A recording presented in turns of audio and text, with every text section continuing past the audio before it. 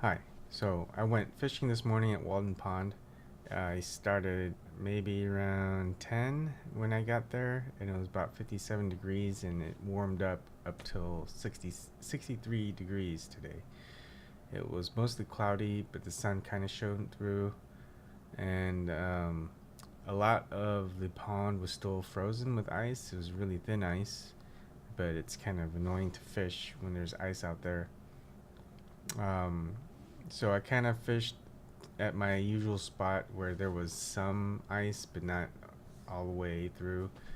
I, there was a lot of upper water movement, and so I was thinking, okay, I might be able to catch something. But after about 30 minutes to an hour, I was like, this isn't working. So I packed up and I walked back to the entrance.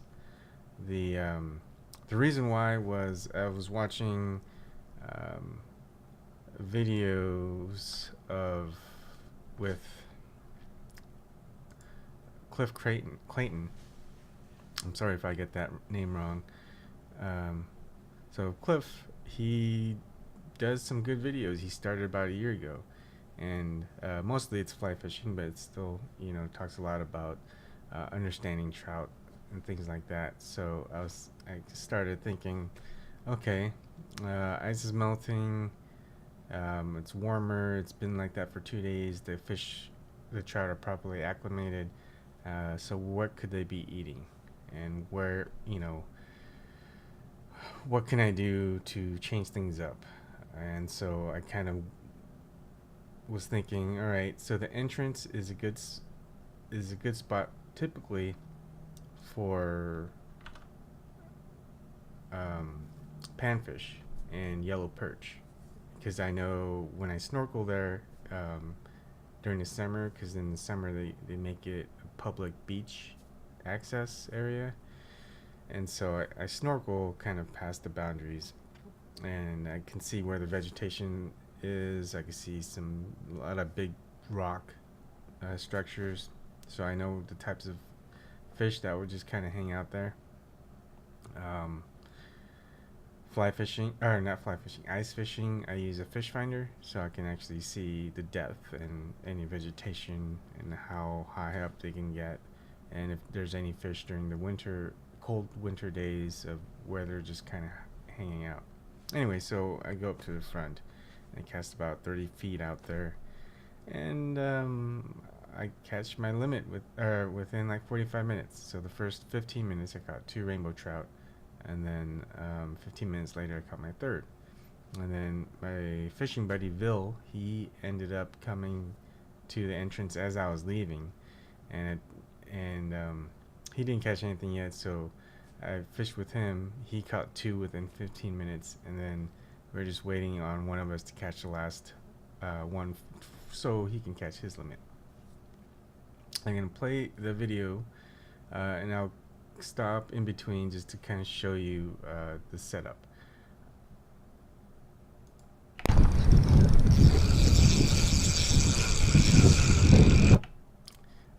Oh yeah, so this rod and reel was my first rod and reel I purchased when I moved here to Boston. It was about $23, I think, for the combo. I bought it at Arlington Bait and Tackle, and the reverse ball bearing, it's not working, so it's not the best reel to use, but I always seem to catch fish with it, so I just kind of, I tried messing with it to try to fix it a little bit, but it's not going to happen.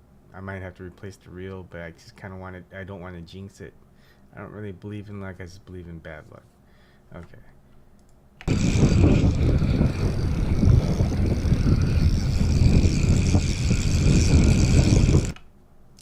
Just so you know, I have the the reel. It's I don't know what you call it. I didn't tighten the reel, so it's pretty loose. I ended up doing that for the second fish, though. I was just kind of excited. I didn't want to lose the fish and just twiddle with my reel.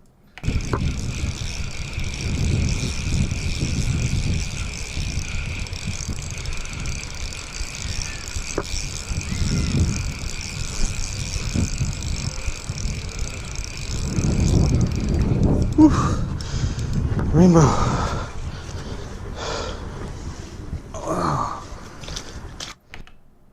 Okay, so that particular trout was a female. Shoot. Here we go. It was about 13 inches and it weighed about 0.71 pounds.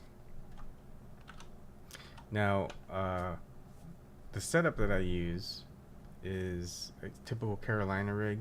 So I just get a sinker, and then I tie like a leader. In this particular case, is about 15-inch leader. It wasn't very long. I used a size 6 kind of octopus hook. I'll show you the details. Let's see. Here we go. If I can find it. So I used a, size 6. It's Mustad Classic 3. Why I like it, so it's kind of an octopus hook with a beak hook, and it's got this little part for Baitholder barb. It's really, really nice. I got it for like $2.30, so don't buy it for $6.43. If you're gonna buy it on Amazon, you can probably find it at Walmart, somewhere, any fish store. It's really great. The reason I like it is it's got a small profile. If you use bait like worm, it can it'll hold on pretty well over here, and it's light. What I like to use is Canadian Nightcrawlers. They're big. I ordered a big bulk of 500 of them. 500 of them costs like $58. They last forever. I mean, I probably wouldn't have to order them again for another 2-3 years. I mean, that's maybe even 5. I've had mine for a while. If you take care of them right. I have my own little freezer for them. And what I do is, so behavior trout, they typically look up for food. They don't really look down. So what you need to do is, that's why you have, when you use a Carolina rig, you have a leader up there, and you want the leader to float. So that's why, like, power eggs and power bait, power bait dough, they work really well. But for worms, they don't float naturally. So you have to kind of, put the needle in there and blow them up so they can float. And that works awesome for trout. But, other fish like to eat them too, such as yellow perch, panfish, and bass. So you don't know what you're gonna catch when you use a worm. Alright, so that was what I was using. Back to my second catch.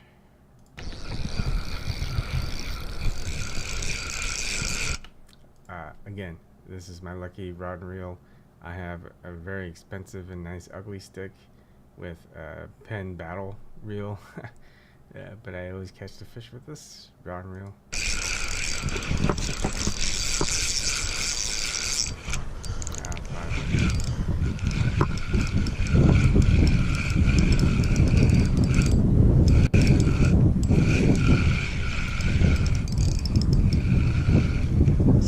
Little one.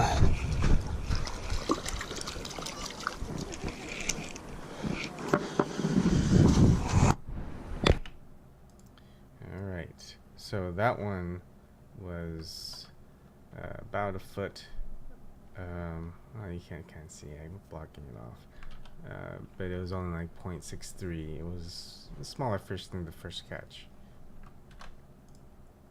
Now, in this, you can see my setup. I have a bungee cord hanging from it, so I keep the line tight, whatever.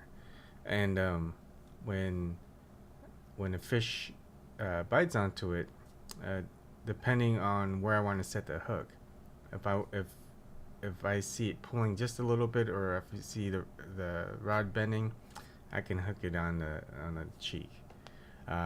If I want it to swallow the bait a little bit more, I just wait until it starts running with the line. And that's the great thing about the octopus type circle hooks, is they hook the fish for you a lot of the times, because the fish will turn and move away, and then the hook will hook itself into the fish. And typically I only fish to eat, so if I catch a fish, I'm going to take it home and eat. I'm really not a catch and release type of fisherman unless I'm just fly fishing, or like in a stream where you're not allowed to take the trout. This is stock trout. I'm gonna take it home and eat it. If it's too small, I'll throw it back, just like yellow perch. But typically the rainbow trout here aren't very small. I mean, you'll see some smaller ones like 8 inches, but they don't typically swallow the bait very well. So I'll usually catch them in the cheek.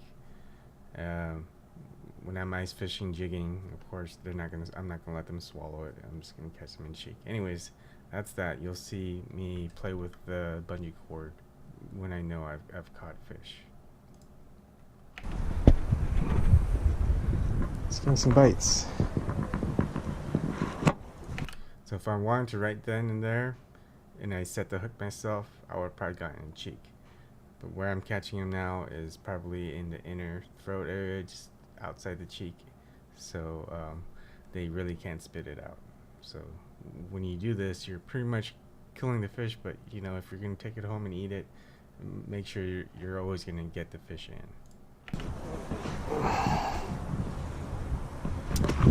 All right, got this way. Hook it. Good. Fish on.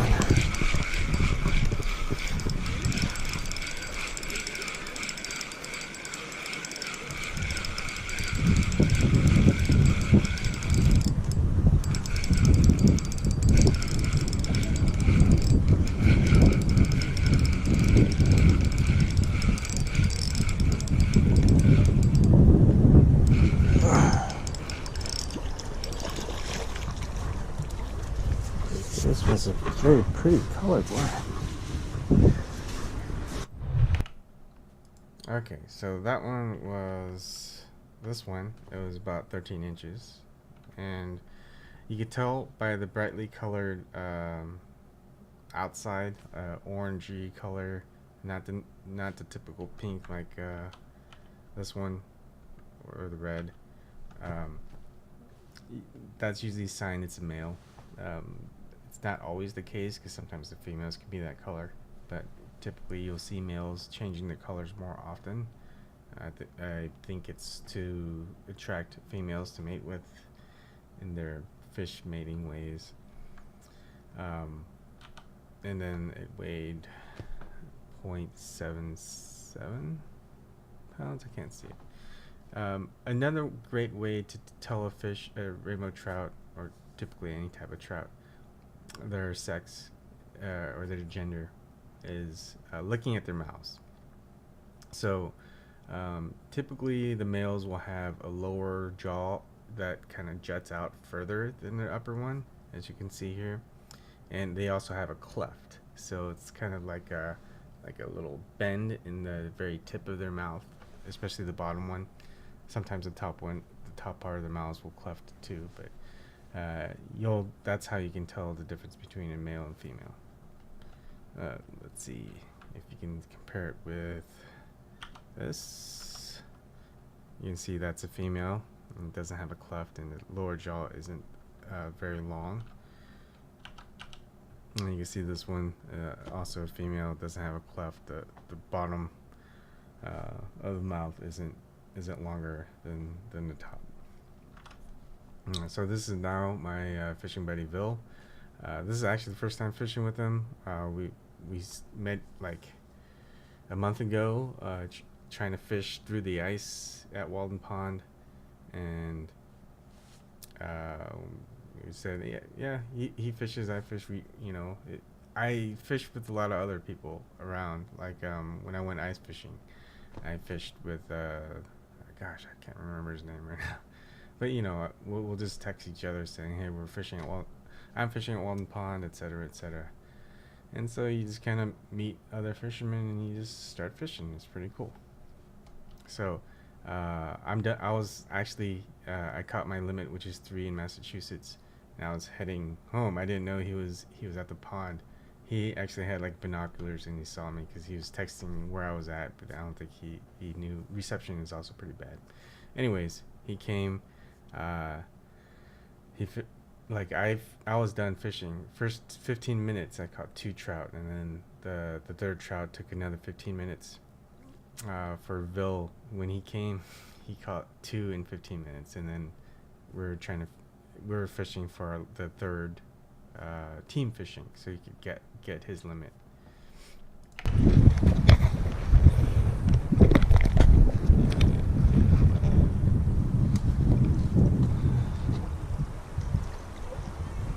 So I use a 4-pound test on my fishing line. He uses 6 or 8. He uses definitely bigger rods.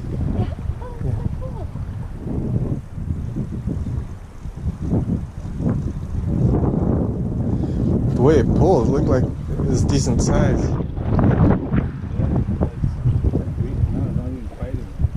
Yeah.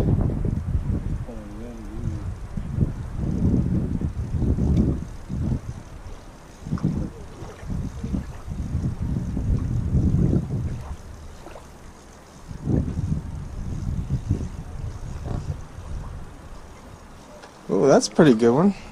Medium size. Yeah. Rainbow Trout. Nice. That's like 15 minutes. Also, he was using same thing, Carolina rig setup. His leader was more like 4 or 5 feet. It was pretty long, rather than 1.5 feet like mine. And he was using the same type of hook actually, except he was using chartreuse power eggs. He was using 2 of them. So you can't see it in any of those videos, but that's what he was using to catch. So power eggs, power bait work really well, and also of course Nightcrawlers. Yeah, you got your 2 in 15 minutes.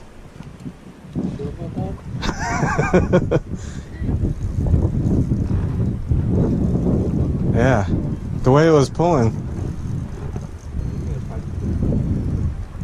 Plus, when they test it a lot, usually that's a sign of a bigger one, just because they just know to test out what they're going to eat.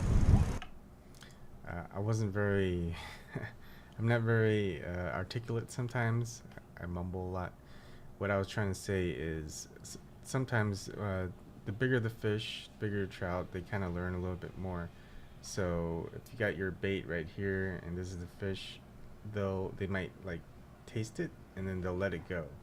And then that's when they're older. If they're younger, they'll just kind of take it and then not learn. But when they take a bait and then they get snagged and they get loose, they kind of learn and remember that. So when you get these older, more veteran, I guess, experienced fish, they'll like nibble it, they'll let go, they'll swim around, they'll test it again, they'll, you know, they know that taste is good, but they're just waiting to see if they got hooked in that. So they'll come back and they'll try to eat it. So sometimes when you get very nibble friendly fish, that could be a sign of it being a big fish.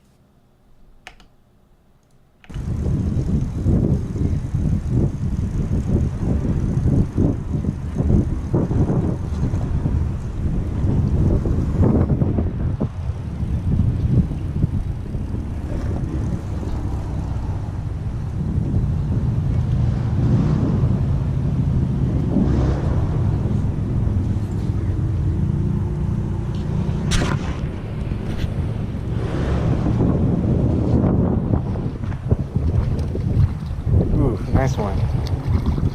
It's got that same, yeah, bright color on that one. That's a pretty looking one.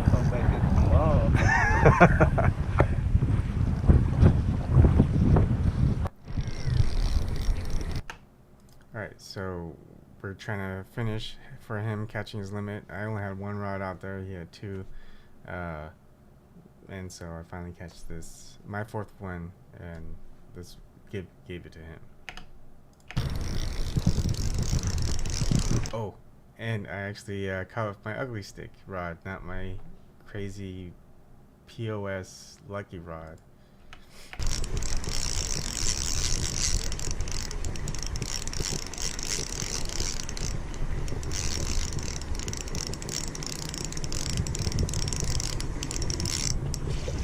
Oh, it's another rainbow.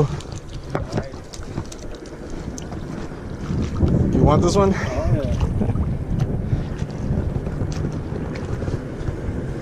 yeah. And this one's a male, or actually, guess which one it is? Did you get something online too? I think you might. Let's see. Alright, anyways, that's it. Hope you enjoyed it. Hopefully you got some information out there that if you didn't know before, you know now. I'll try to be a little bit more detailed in my setups in another video. This one is just, I just wanted to go out fishing. I did really well. My fishing buddy Vil, he did really well, so you know, just showing you that. Alright, I'll see you later.